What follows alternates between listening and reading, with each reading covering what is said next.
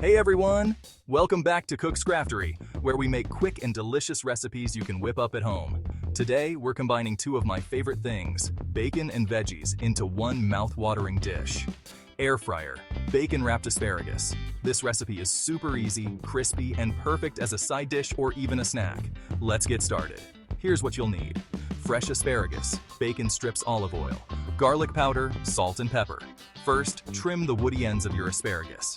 You want to make sure they're nice and tender, so just snap off the rough bottoms. Next, grab a strip of bacon and wrap it tightly around 2 to 3 stalks of asparagus. Now, brush your bacon-wrapped asparagus with a bit of olive oil. This will help crisp up the bacon in the air fryer. Then, sprinkle some garlic powder, salt and pepper over the top for that extra kick of flavor. Cook them at 400 degrees Fahrenheit for about 10 to 12 minutes. Flip them halfway through so both sides get crispy and golden brown. Look at that! Crispy bacon on the outside, perfectly tender asparagus on the inside. The bacon is crispy, the asparagus is tender. This is a match made in heaven.